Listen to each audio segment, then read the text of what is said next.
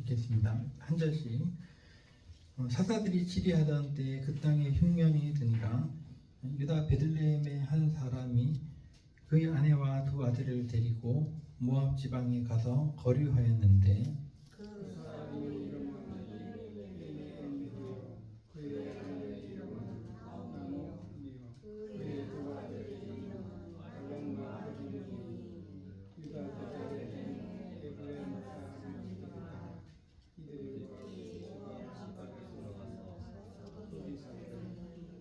나오미의 남편 엘리멜렉이 죽고 나오미와 그의 두 아들이 남았으며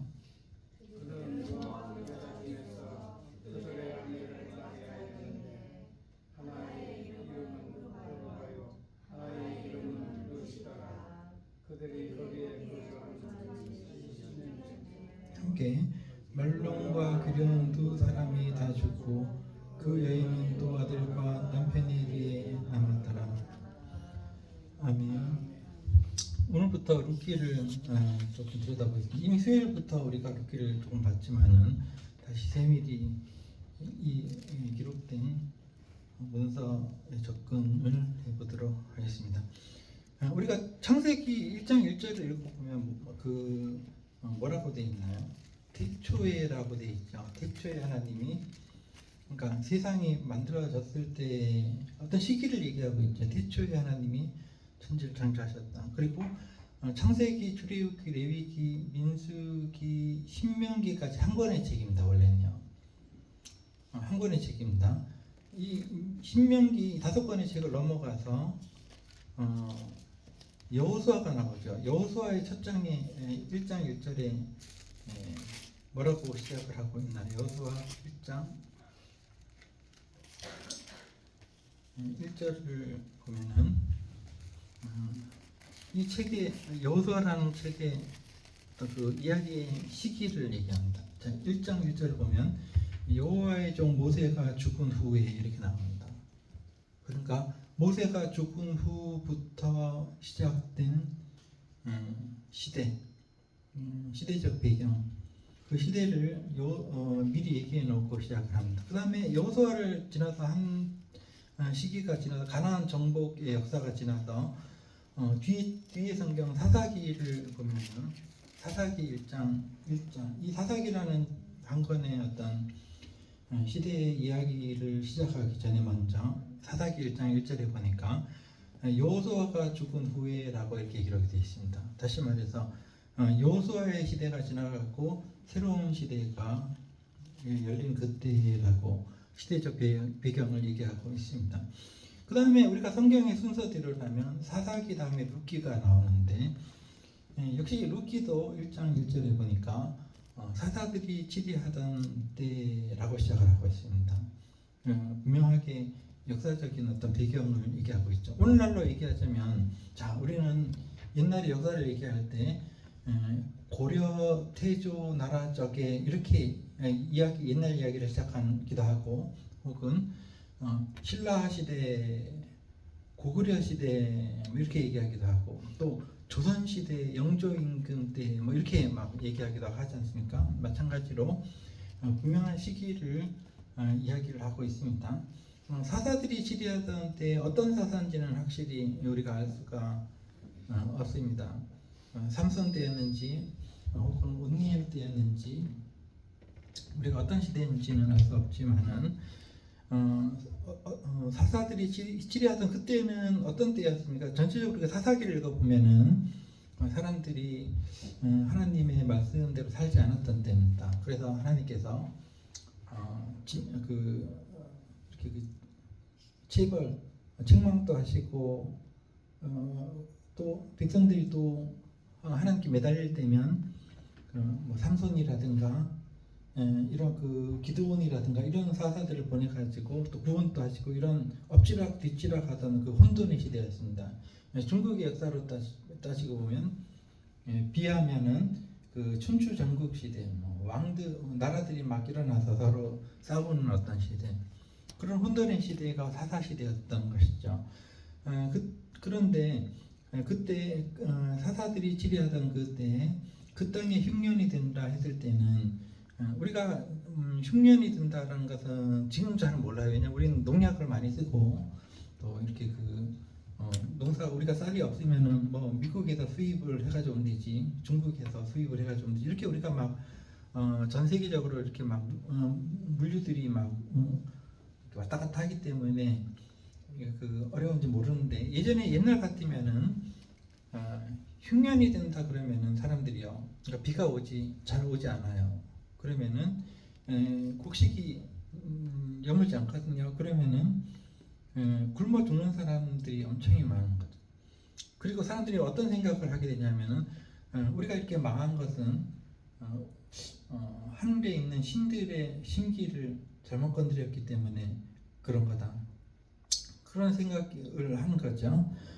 그래서 뭐 우리 드라마 같은 데 보면은 흉년이 들어서 비가 오지 않는다. 그럼 요새 최근 드라마를 보니까 사람들이 왕이 먼저 그 전국에 그 젊은 남녀들이 결혼을 안 해서 이게 하는데 노해가지고 화가 나가지고 이렇게 비를 안 내리시는 거니까 총각 처녀들은 강제적으로 뭐 결혼을 시키는 거예요, 국가에서. 그렇게 해서 하늘을 달래는 어떤 그런 형식으로 나오는 것을 봤는데, 마찬가지입니다. 이런 시대에는 흉년이 든다는 것은 우리가 흔히 하나님이라고 표현하는 신, 그분의 심기를 건드렸기 때문에 이렇게 흉년이 든다, 이 말은 곡식을 우리 추수를 해도 주변에 뭐 미디안이라든가 이런 악한 족속들이 쳐들어와서 뺏어갈 수도 있는 겁니다. 그것도 여기 포함이 되는 겁니다. 그러니까 뭔가 내가 약해졌다, 개인적으로는 내 삶이 가난하고 병들었다, 그러면 내가 하나님께 뭔가 밉보였기 때문에 이렇게 된 게 아니야, 이런 생각을 가지게 되지 않습니까? 마찬가지로 이 시대 사람들은 흉년이 들었다 그러면은 하나님의 말씀대로 살지 않고 하나님의 심기를 건드렸다, 불편하게 해드렸다, 그래서 흉년이 드는 겁니다. 그런데 이제 사사기는 그런 때였습니다. 전체적으로 사사 시대는 그렇게 그런 때였습니다. 그런 시대를 지나가서 이제 사무엘이 마지막 사사로 나오고 다윗 왕이라는 그 위대한 왕이 나와서 온 백성들의 마음을 하나님께로 돌린 거죠. 아주 이상적인 시대가 오는 건데, 혼돈의 시대입니다, 사사 시대는. 그래서 그 시대에 유다 베들레헴에 한 사람이 있었다라고 나옵니다. 분명하게 지명을 얘기하죠. 유다 땅. 이스라엘은 12지파입니다. 뭐 루벤 지파, 유다 지파, 무슨 지파, 무슨 지파, 뭐 해서 12명의 야곱의 아들들이 이 땅을 나누어 가졌습니다. 이 지역에. 그 중에서 유다 지파가 차지한 땅에 베들레헴이라는 땅이 있어요. 이 땅은 너무나 잘 알고 있습니다. 베들레헴이라는 이 마을은 예수님이 태어나신 곳입니다. 먼 훗날. 그리고 이게 다윗과도 굉장히 연관이 있는 땅인데, 이름의 뜻은 즉 집이라는 뜻입니다. 집. 그리고 레헴 이러면은 빵이라는 뜻입니다. 합치면은 빵집입니다. 빵집에 빵이 없다. 이 빵이 있어야 될, 전국에서 빵이 가장 많이 있어야 될 이 베들레헴에 빵이 없다라는 것은 극심한 흉년을 얘기하는 것이고, 뭔가 사람들이 하나님의 뜻대로 살지 않았다는 어떤 생각을 가지게 하는 것입니다. 유다 베들레헴, 그러니까 이 루기에 나오는 지명이라든가 사람 이름들은 전부 다 의미가 있습니다. 우리가 어떤 드라마를 보거나 할 때 작가들이 사람의 이름을 붙일 때 거기에 적절한 이름을 붙입니다.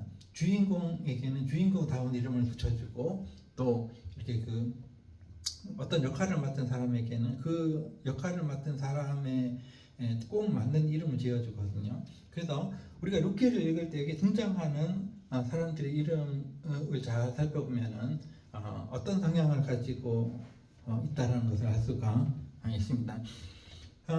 유다 베들레헴의 빵집이라는 이름을 가진 동네에 한 사람이 있었는데, 너무나 흉년이 심했기 때문에 사람이 이 세상을 살아갈 때 이것저것 해서 안 되면 죽을 수는 없지 않습니까? 그래서 최후의 방법도 쓰고 막 어떻게든 살아가려고 노력을 하죠.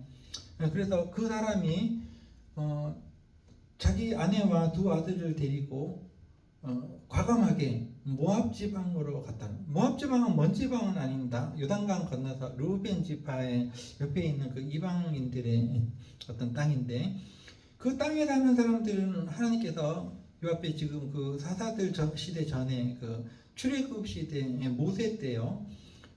이 모압 사람들이 그 하나님의 백성들을 저주했습니다.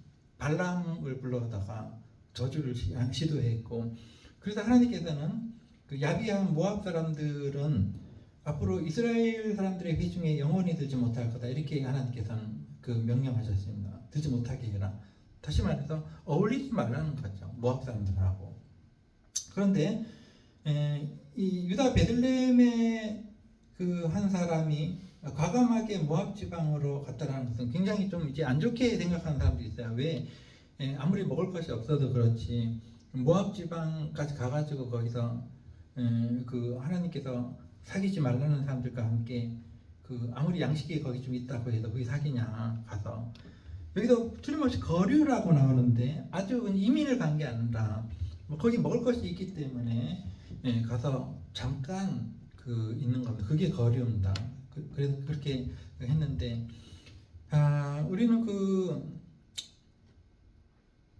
이렇게 생각할 수, 굉장히 안 좋게 생각할 수도 있는데, 앞으로 우리가 석가탄신일이, 우리 사람들이 흔히 얘기하는 석가탄신일 이렇게 얘기하는데 그런 날이 다가오지 않습니까? 그런데 우리가 교회 안에 갇혀 있는 사람들은 굉장히 불교에 대해서 엄청난 어떤 그 손사래를 친다 하고 그 사람들의 말을 아예 듣지 않으려고 귀를 막죠. 그리고 그 싸우기도 한다. 근데 그 싸움을 할 때 지는 사람이 누구냐면은 먼저 욕을 한다거나, 그래서 그 사람이 지는 사람이에요. 그리고 먼저 화를 낸다거나 상대방의 말을 들으려고 하지 않는다, 귀를 막는다거나, 이 사람이 결국은 지는 사람입니다. 근데 예수님께서는 이렇게 말씀하셨습니다. 너희가 교회에서 하나님의 말씀을 듣고 너희끼리 행복하게, 다른 사람들과 어울리지 말고 너희들끼리 행복하게 교회 안에서 재밌게 살라, 이렇게 하지 않으셨어요. 예수님께서는 우리에게 너희는 온 세상에 다니면서 복음을 전파하라고 하셨지. 세상 사람들 속에 뛰어들지 않고서는 세상의 복음을 어떻게 전하겠습니까? 세상에 뛰어들어가서 그들과 함께 먹고 마시고 동화되면서 언어를 나누고 말을 나누고 대화를 나눠야지 서로 영향을 줄 수 있는 거예요. 그래서 예수님께서는 너희는 교회 안에 갇혀 있을 것이 아니라 온 세상에 다니면서 복음을 전파, 소금이 되라라고 소금은 굉장히 작은 어떤 것이지만은 어떤 음식에 들어가든 그 음식의 맛을 완전히 변하게 만들어 버리죠. 그래서 그렇게 볼 때 과감하게 모압 지방으로 갔다라는 것은 그 모압 지방 사람들이 섬기는 신을 섬기러 간 게 아닙니다. 거기 가서도 여전히 이 사람은 하나님을 섬기는 그 맛을 잃어버리지 않았습니다. 그 사람의 이름이 뭐라고요? 2절. 그 사람의 이름은 엘리멜렉이다라고 나와 있는데, 이 이름의 뜻은 우리가 예수님께서 십자가에서 달려 죽으실 때 이렇게 소리를 치셨습니다. 엘리 엘리 나마 사박다니, 이렇게 소리 치셨죠. 아람어로요. 그는 엘리라는 말은 나의 하나님이라는 뜻입니다. 우리 엘리야 이 말하도 엘리, 나의 하나님 어찌하여 나를 버리시나이까, 이 말이 엘리입니다. 여기 이 사람의 이름이 엘리가 먼저 나오고 그 다음에 멜렉이라고 나오는데, 멜렉은 왕이라는 뜻입니다. 우리가 그 전하 이러잖아요. 한 왕을요, 전하 이렇게 있는데, 멜렉은 아비멜렉 이렇게 읽어보신 적도 있으시죠? 구약성경 읽어보면은 왕이라는 뜻입니다. 다시 말해서 엘리멜렉이라는 이름은 하나님, 나의 하나님은 왕이시다라는 뜻입니다. 그러니까 신앙적인 이름이죠. 이 사람이 아무리 모압 지방으로 갔다고 해도 거기에 모압 사람들이 섬기는 그런 어떤 그 잘못된 어떤 신관에 의해서 섬기는 종교에 동화되지 않고 여전히 거기서도 여호와 하나님의 백성으로 살아졌습니다. 틀림없이 그랬던 걸로 제가 보여집니다. 그래서 우리가 이제 4월 초파일 이렇게 얘기하는데 불교 사람들의 소리를 듣지 않고 그들의 그들과 이렇게 그 벽을 쌓고 하면 그게 오히려 지는 겁니다. 그렇게 할 것이 아니라 그들 속에 뛰어들어가서 그들이 하는 얘기를 들을 수도 있고, 물론 거기에 동화되면 안 되지만은 충분히 들어주고 그 사람들이 어떤 얘기를 지금 하고 있는가를 과감하게 들을 수 있는 그런 사람이 성숙한 사람이지, 언제까지 죽만 먹고 언제까지 엄마가 떠주는 부드러운 것만 먹겠습니까? 과감하게 나와서 이것저것 나무를 뜯어가지고 먹을 수 있는 것과 먹을 수 없는 것을 가려낼 수 있고, 먹을 수 있는 것은 먹고 먹지 않아야 될 것은 버리고, 이런 정도의 능력을 가져야 되지 않겠습니까? 엘리멜렉은 그의 아내를 데리고 나왔는데 그 아내의 이름은 나오미다라고 했을 때는, 나오미는 뭔가 이런 이 뜻이 달콤하다라는 뜻입니다. 달콤한, 남편 밑에서 달콤한 어떤 그 시절을 보냈겠죠. 여자들은 하여튼 그 남편 밑에서 있는 게 행복한 겁니다. 남편 밑에서 달콤한 어떤 삶을 살았는데 나중에 자기 이름을 바꾼다. 1장 21절 상관에 보면, 이건 나중에 일이지만은 사람들이 야 네가 나오미가 아니냐라고 불렀을 때 21절에 보니까 나를 나오미라고 부르지 말고 지금부터는 마라라고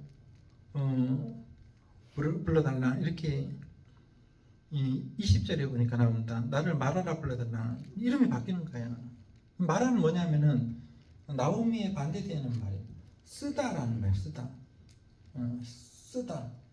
즉 달콤하다라는 이름을 원래는 가지고 있었지만 사람의 그 사는 것이 좀 항상 같을 수만 없습니다. 망할 때도 있고 또 다시 일어설 때도 있고, 이런 게 사람에게 항상 닥쳐오는 겁니다. 잘 나가다가도 폭삭 망할 때도 있고 다시 일어설 때도 있고, 자꾸 그런 게 인생입니다. 그래서 재미가 있는 거죠. 자, 나오미도 역시 남편 밑에서 그 달콤한 어떤 그 세월을 보냈습니다. 과감한 남편, 먹을 것을 찾아서 모압으로 간다라는 것이죠. 예, 과감하게. 그런 남편 밑에서 나오미를 지내다가 남편이 죽었습니다. 그러니까 나중에는 이름을 바꿔서 자기를 마라라 불러달라 이렇게 얘기를 했겠죠.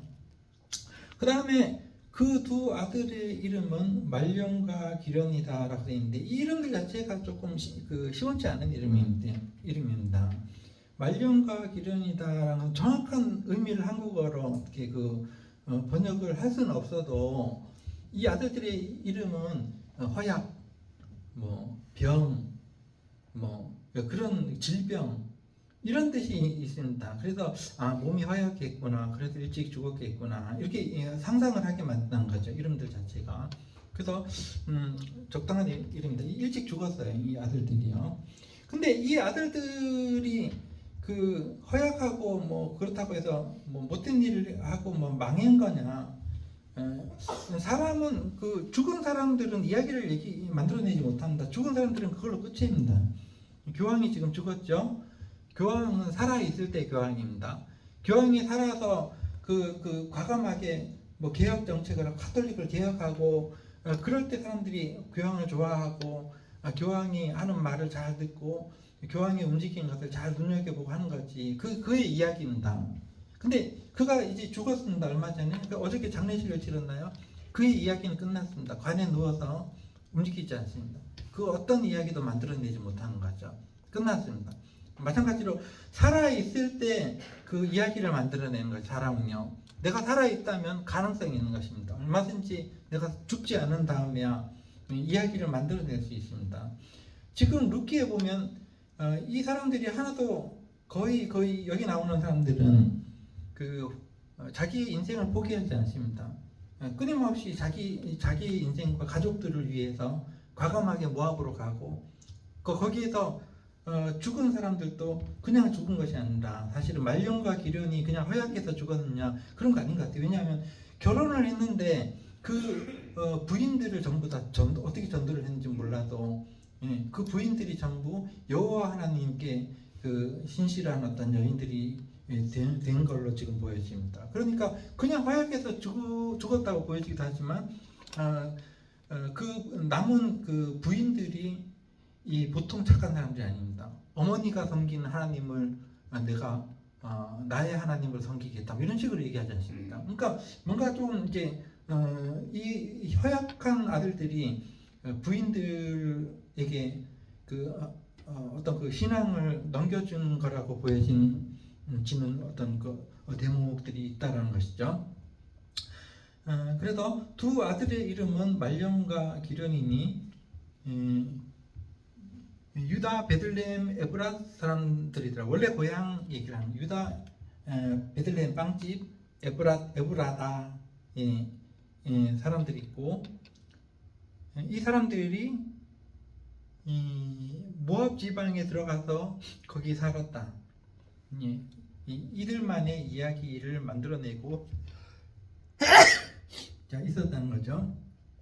근데 3절에 보니까 우리 인생이라는 것이 우리의 이야기를 만들어 가다가도 죽으면 끝나는 것입니다. 그의 남편 엘리멜렉이 죽고 언제까지 살 수는 없지 않습니까? 모세도 죽었고 여호수아도 죽었고 다 한 시대가 지나가는 것입니다. 죽으면은 이제 그 이야기는 이 세상에서 만들어낼 수 있는 이야기는 끝나는 것이고 엘리멜렉이 모압에 이사를 한 것이 죽을 죄를 지었느니 잘못 간 것이니 이거 말할 필요가 없습니다. 이 사람은 살기 위해서 가족들을 데리고 간 것입니다. 어떻게든 살아보기 위해서 그렇게 가서 나오미와 그의 두 아들이 남았고 4절에 그들은 모압 여자 중에서 그들의 아내를 맞이하였는데 자 우리가 결혼을 하면서 기독교인들끼리만 결혼해야 된다 이렇게 갇혀있을 필요도 없어요. 사실은요 안 기독교인인 사람들하고 결혼해도 변화를 시킬 수 있으면 되는 것입니다. 이 말년과 기련이라는 허약한 이름을 가진 사람들도 이 모압 여자 중에서 하나님을 어렸을 때부터 섬기지 않는 하나님을 모르는 여호와 하나님을 모르는 사람들을 아내로 맞이하여서 변화를 시킨 거죠. 그래서 그녀들의 이름이 나오는데 한 며느리의 이름은 오르바예요. 오르바라는 뜻은 이게 번역이 좀 힘듭니다. 작은 사슴, 목, 이런 의미가 있는데 틀림없이 이 당시 이 루키를 작성할 때 이 루키를 읽고 들었던 사람들은 이 말의 그 뉘앙스를 알았을 것인데 이게 오르바는 어떤 의미를 가지고 있지 알았을 텐데 지금 우리는 좀 이제 잘 모르겠어요 이걸요. 그리고 두 번째 며느리의 이름은 룻이었다라고. 룻은 동료, 친구 이런 의미가 있다라고 알려져 있습니다. 동료, 친구. 그래서 그 루키 전체를 읽어볼 때 룻은 시어머니의 친구처럼 동료처럼 그렇게 살아가게 되는데 그들이 거기 거주한 지 한 10년쯤 되었는데 말년과 기련 두 아들이 죽었습니다. 그럼 어떻게 그 여인은 나오미는 두 아들과 남편의 뒤에 남았다. 없다라는 겁니다. 아무것도.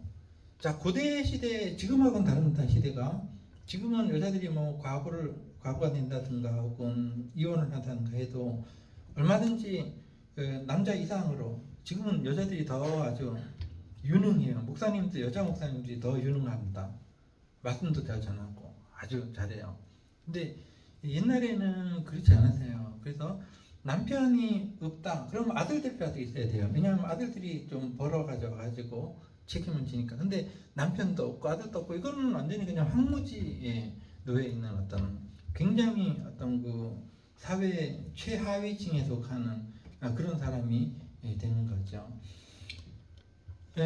말년과 기련 그 아들들이 다 죽고 남편도 죽고 남았는데 또 누가 남았습니까? 두 며느리 남았는데 그 두 며느리들도 자식들이 없어요. 그러니까 과부가 3명입니다. 여기 지금. 그러니까 그 셋이 울었다는 얘기가 나오는데 9절에 보니까 그들이 소리를 높이 울며 이 말이 나오거든요. 그러니까 기구한 인생입니다. 3명 다. 자식 없이 죽은 며느리들, 또 자식이 있었지만 일찍 자식들을 떠나보내고 혼자 남은 남편도 떠나보내고 3명이 다 좀 기구한 것인데, 그들이 주저앉아 가지고 자살이라도 했다거나 하면 그 얘기가 안 돼요. 그런 얘기는 없습니다. 살아있는 사람들 얘기니까 이 사람들이 얼마나 처절하게 살아가려고 노력했는가라는 어떤 그 이야기가 지금 펼쳐지고 있는데, 루키는 분명하게 있습니다. 여호와라는 이름은 나오지만 보통 보면 여호와 하나님께서 뭐 누구에게 직접 뭐 왕에게 나타나셔서 말씀을 하신다든가 뭐 그런 어떤 이야기들이 다른 성경에는 있지만은 루키에는 그런 게 없어요. 여호와 하나님께서 이 불쌍한 여자들을 위해서 뭐 돈을 주셨다든가 혹은 뭐 이렇게 해주셨다가 직접 뭐 말씀을 하셨다든가 그런 게 전혀 없는 게 루키입니다.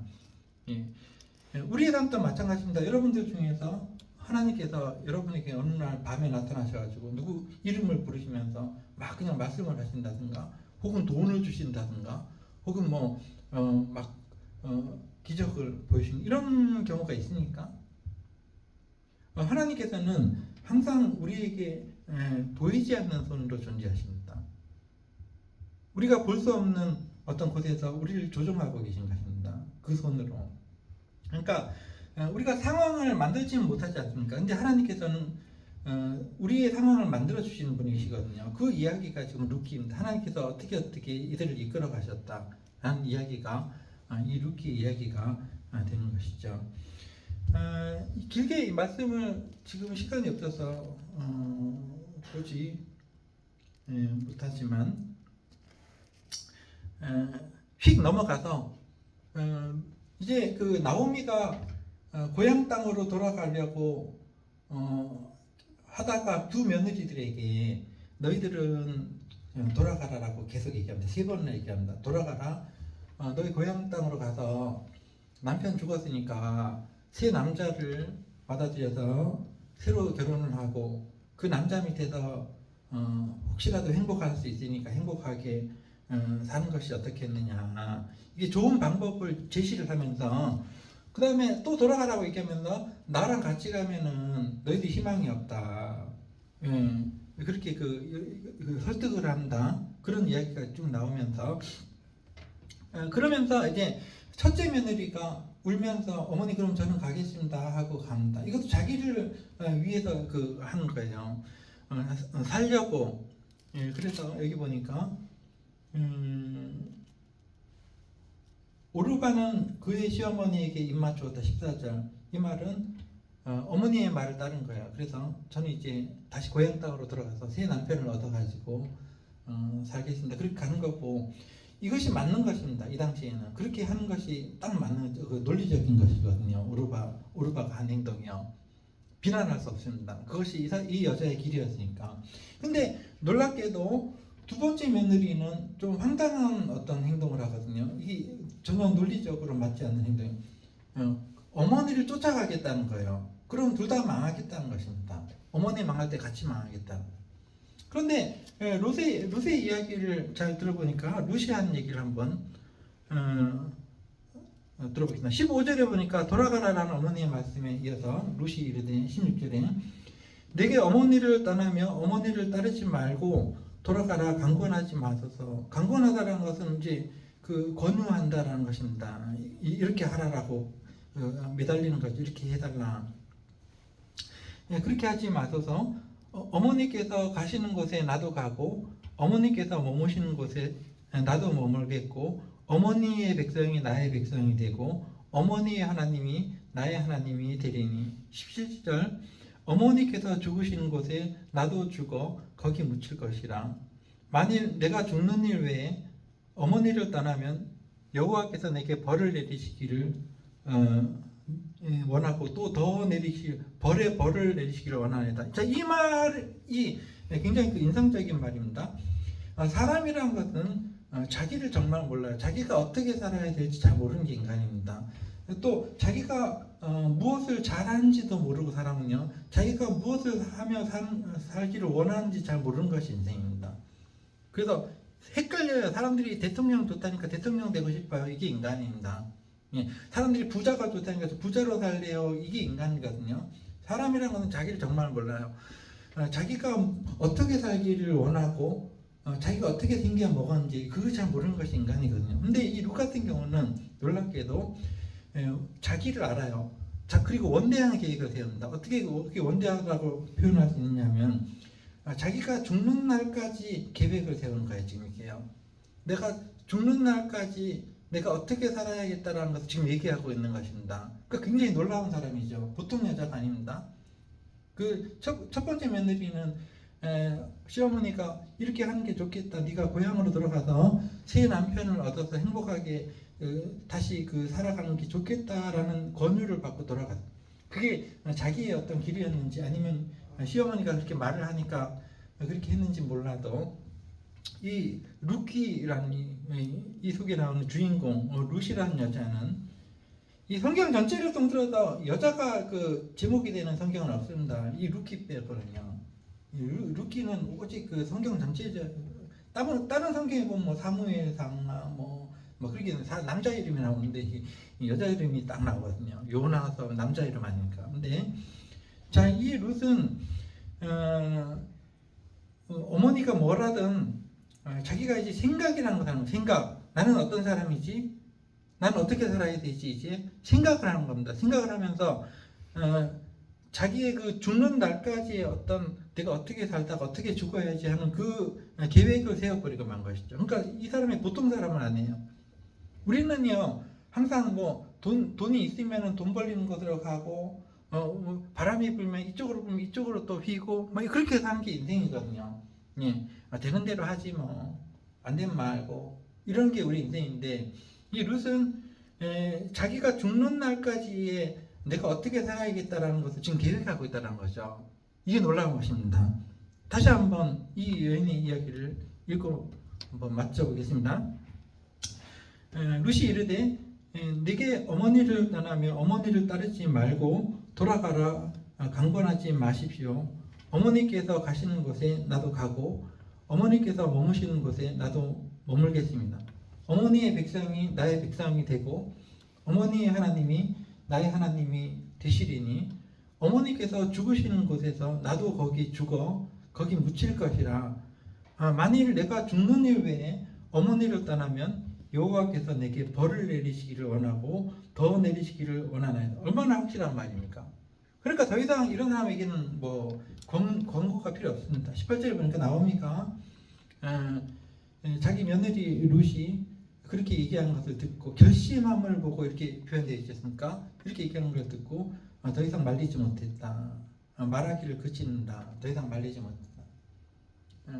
그렇게 18절까지 일단락이 끝나고 있습니다. 앞으로 우리가 룻기를 읽으면서 우리 자신은 이 세상에서 어떻게 살아가고 있는가 아무 생각 없이 교회 안에 갇혀서 그저 배타적으로 그렇게 게으름입니다. 이런 것은 생각하지 않고 추구하지 않고 과감하게 실행하지 않고 계획하지 않는 것은 게으름입니다. 그런 게으름 상태로 살아갈 것인가?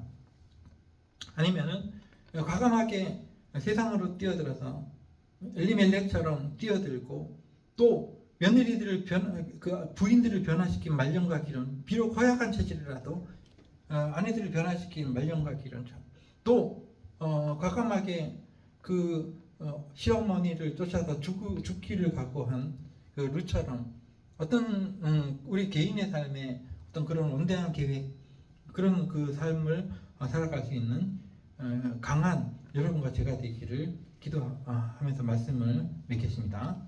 기도하겠습니다.